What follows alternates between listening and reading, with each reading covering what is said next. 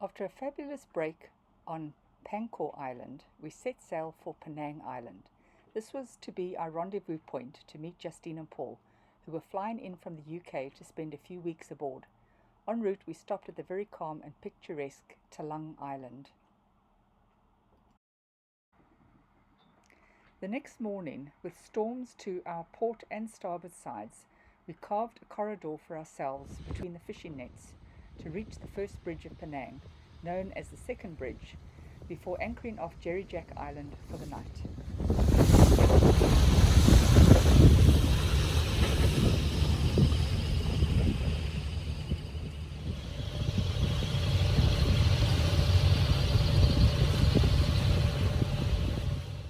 And regardless of how many times you've passed under a bridge on a yacht, it's always a scary moment. And you just hope that you've calculated the tide and the height of the bridge relative to your mast correctly.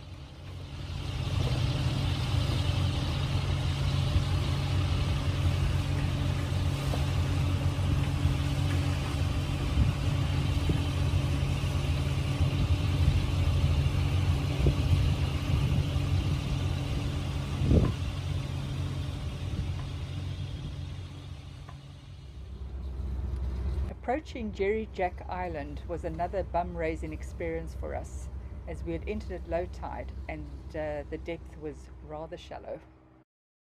After another very peaceful night, with the exception of a fishing net nearly drifting down on Paw Paw, and being woken up in the middle of the night by two fishermen who were frantically pulling in their net, which had got wrapped in the propeller of their boat as they drifted towards Paw Paw, we made our way to the next bridge, which was a little more precarious given the dangling wires from the bridge. By mid-morning, Paw Paw was snug in her berth in Straits Quay Marina, and we were enjoying a cold beverage at the local Irish bar, as well as the Chinese New Year decorations fronting the entrance to the Straits Quay Mall. This was to become the start of some fabulous experiences and wonderful surprises, long before words or phrases like pandemic, COVID-19, movement control order, or lockdown became synonymous with our lives. Our first surprise was discovering Maria and Maurice off Kativa were staying at a hotel in Georgetown, so after we cleared in, we didn't waste any time in meeting up with them. A lovely lunch at China House followed, before meeting them the following day to explore further afield. Our first stop was the Penang Botanical Gardens, which was very disappointing. We did have these monkeys, though, to entertain us. That added a little variety.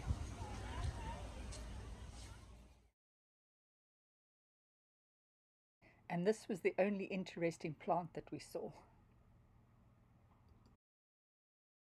However, our next attraction made up for it tenfold.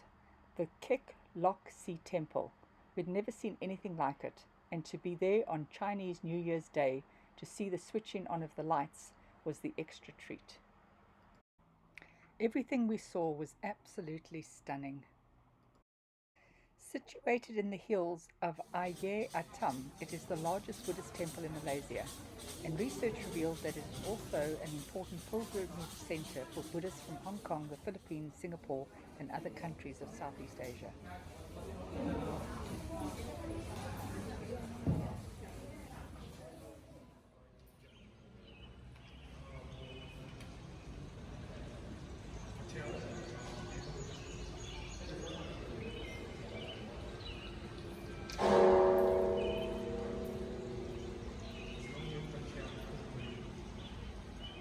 The entire complex of temples was built over the period from 1890 to 1930, and features include the striking 7-story pagoda of Rama VI, as well as the 36.5-meter tall bronze statue of Kuan Yin, the goddess of mercy, which had us gasping when we first saw it.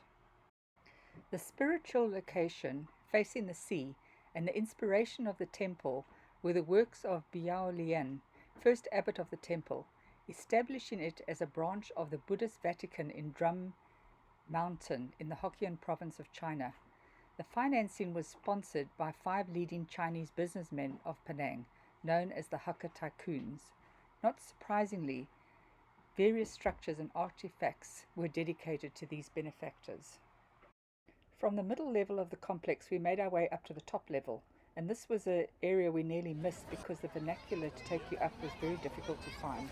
But we were so pleased we got up here, because this is where we actually stayed to watch the lights come on. It was absolutely wonderful.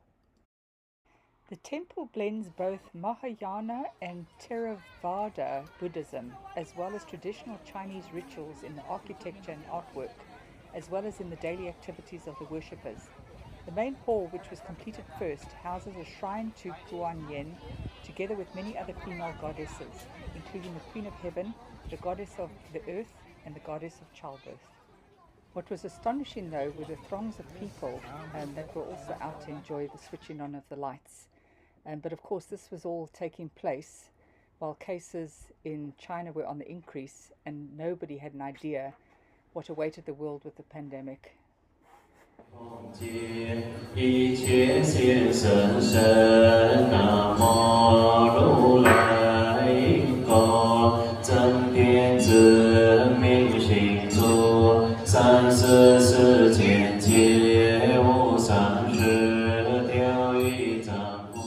We then made our way back down to the middle level, and what awaited us was simply spectacular. The lights were unbelievable.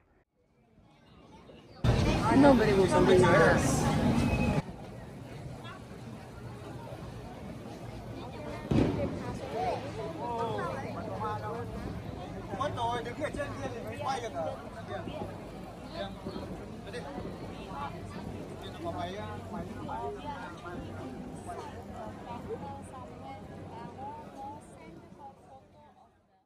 But to enjoy this experience with friends made it extra special.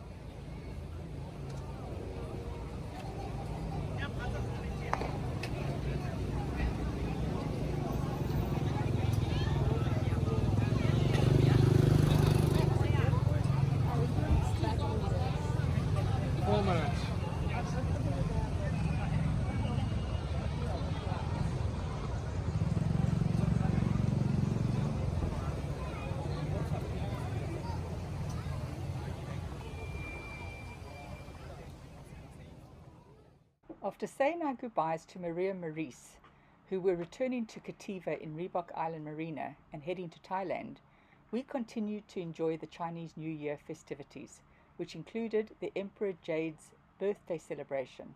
It is fair to say we were in complete awe at what we saw. There were many of these small temples that were set up in various places along the Chu Jetty. The Jade Emperor's birthday falls on the 9th day of the Chinese New Year, a major celebration amongst the Hokkien people of Penang.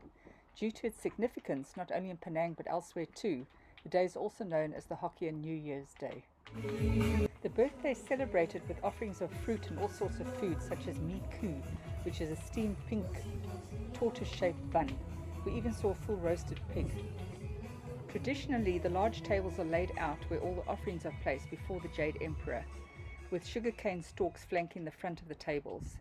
There are apparently different meanings to the offerings placed on the altar. For instance, 4 fruits of apples, bananas, pineapple, and mandarin oranges signify the 4 seasons.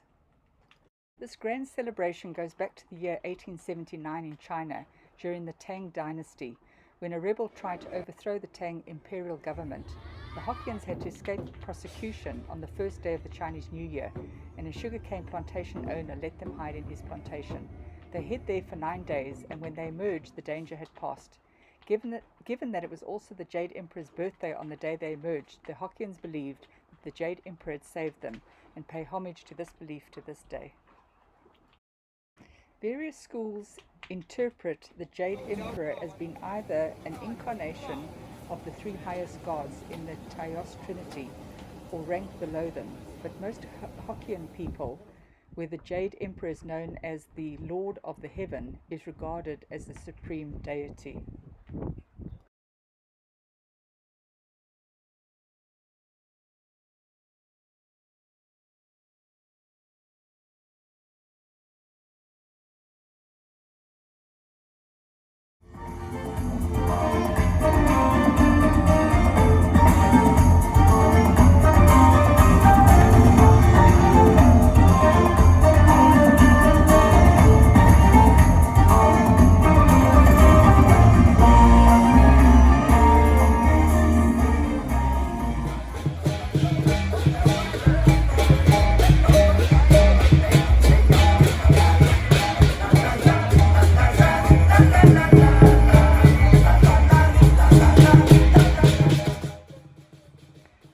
traditional Chinese New Year celebration event took place on our doorstep at Straits Key Marina.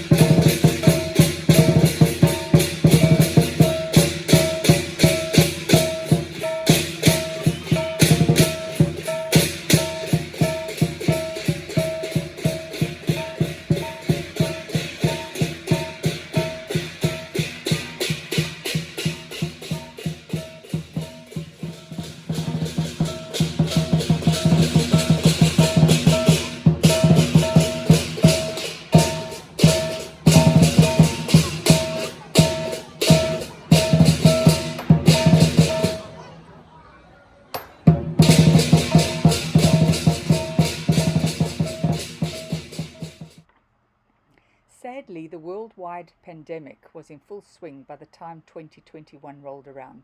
Malaysia was battling a severe fourth wave and under another movement control order, limiting the 2021 Chinese New Year festivities. But the Straits Key Marina and mall entrance was decorated nonetheless to add some cheer.